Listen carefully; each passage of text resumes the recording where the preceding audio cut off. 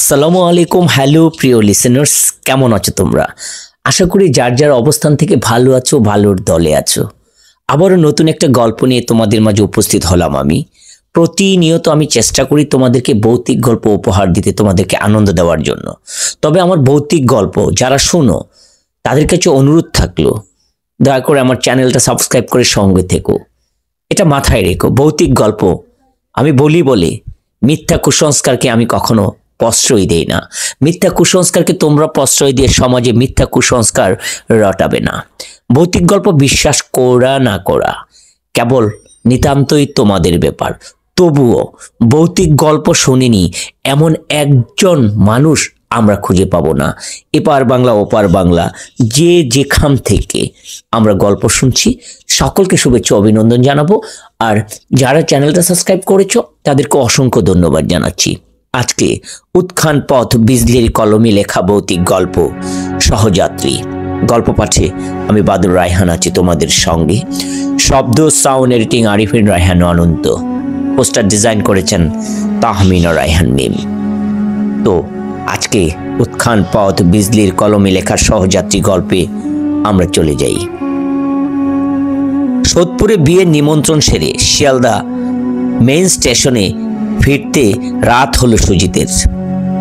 ঘড়িতে তখন প্রায় রাত 11টা। ধক করে উঠল বুক। সাউথ স্টেশনে লক্ষ্মীকান্ত পুরো শেষ ট্রেনটা ঠিক 11টায়। এই ট্রেন ধরতে না পারলে সারা রাত পড়ে থাকতে হবে স্টেশনে। শীতকালের রাত, স্টেশনে পড়ে থাকার কথা ভাবলে বুক ধক করে উঠে বই কি। হন্তদন্ত হয়ে ছুটল সুরজিৎ। 13 নম্বর প্ল্যাটফর্মে পৌঁছাতেই ট্রেনের হুইসাল বেজে উঠল। সুরজিৎ দৌড়ে পেছনে কম্পার্টমেন্টাল উঠে গেল। রাতের ট্রেন, বিশেষত ডিসেম্বরে জমে আসা শীত, যাত্রীদের খুব একটা ভিড় না থাকার কথা, তা বলে একেবারে ফাঁকা তাও নয়। কম্পার্টমেন্টাল ভেতরে এদিক ওদিক আকপাশ তলা দেখে নিল সে। সবে দন লিনমনির মতো কে যেন একজন বসে আছে ওইদিকে। দেহাতি ও বাঙালি মহিলা, বেশবাসে তা সহজে বোঝা যায়। জানালার কাছে ফুরফুরে হাওয়া, তবু সেখানে বসে আছে ঠান্ডা অনাগ্রহ করেই। সুজিত ব্যাগের ভেতর থেকে খবরের কাগজ বের করে পড়ায় মন দেয়। হু হু করে ট্রেন ছুটছে।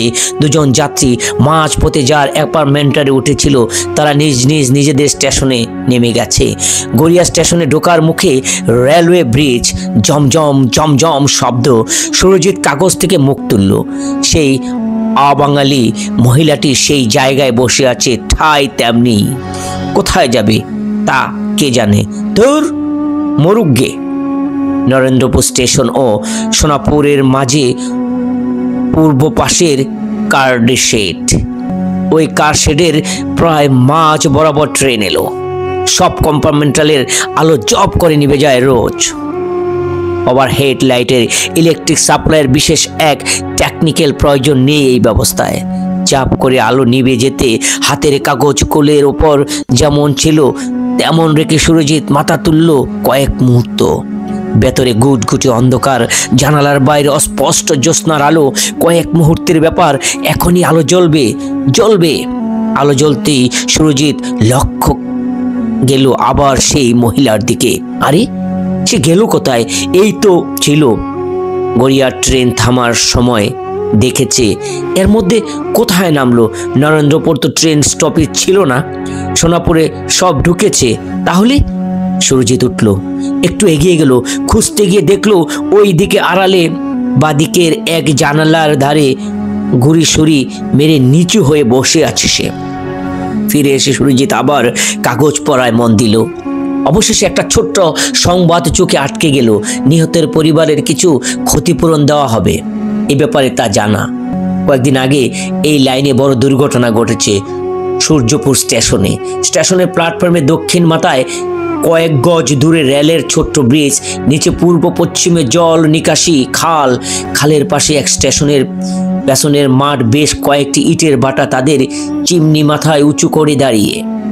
ঠিকাদারেরা এইসব ইটের বাটায় বিহারের দেহাতি গরিব অধিবাসীদের নিয়ে এসে কাজে লাগায়। কয়েকদিন আগে এরকম একদল মজুর এসেছিল এই ঠিকাদারের কাছে। সঙ্গে প্রতিবারের মতো এদের পরিবারের ছোট ছোট ছেলে মেয়েগুলোকে নিয়ে আসে। সেই দিন শেষ ট্রেন সূর্যপুরে নেমেছিল। তারা চায়ের স্টেশনের কাছে প্ল্যাটফর্মের অপেক্ষা করছিল সেকালের আশায় সকাল হলেই ইটের ভাটায় যাবে। ভোর হতেই তারা সকল ঠিকাদারের সঙ্গে উঠে পড়ে। ভোরের কুয়াশা কিছু অস্পষ্ট। তারা পার হচ্ছিল রেলের ব্রিজের দুপাশে চলার কোনো ব্যবস্থা নেই। ফাঁকা স্লিপার, কাঠের এক স্লিপার থেকে অন্য স্লিপারের উপর টপকে টপকে তারা যাচ্ছিল। ছোট মেয়েদেরগুলো কেউ কোলে করে, কেউ আবার হাত ধরে হাঁটছিল।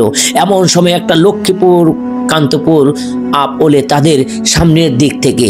ড্রাইভার ঠিক বুঝে উঠতে পারেনি এরা নয়। যখন বুঝলো তখন আর পথ নেই।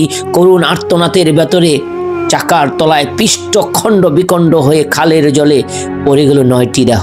কেউ একটু আগে ভাগে লাফিয়ে পড়ে আহত হয়ে প্রাণ বাঁচিয়েছিল।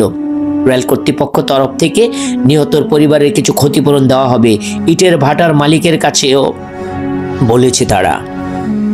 ট্রেন ছুটে হু করে বারুইপুরের পার হলো। শাসন রোড, দপদপাবি সূর্যপুর। বসে থাকা মহিলাটি হঠাৎ কোকিয়ে কেঁদে উঠল। মেরি লুইসিমিয়া রে, এ মেরি লসমিয়া। এক করুণ অভিব্যক্তি, এই বেদনায় জড়িত আকুলতা, এক শ্বাসরুদ্ধকারী বিষণ্ণ পরিবেশ। এই মহিলা কি তাদেরকেও ইট ভাটার হতবাগা শ্রমিকদের যারা মারা পড়ল অসহায়ভাবে ট্রেনের তলায়, তাদের মধ্যে কারোর নাম কি লসমিয়া? না, ছোট ছোট ছেলে মেয়েদের মধ্যে কি একজনের নাম লসমিয়া? সুরজিতের এই সহযাত্রী মহিলাটি কি সেই লসমিয়ার মা? দুর্ঘটনার খবর পেয়ে কি আজ এসেছে? তবে সঙ্গে কেউ নেই কেন? একা অচেনা স্টেশন, নাকি সেই দিনের এই মা ও মেয়ে একসঙ্গে ছিল, একসঙ্গে লাইন পার হচ্ছিল? আরে ও কি করছে?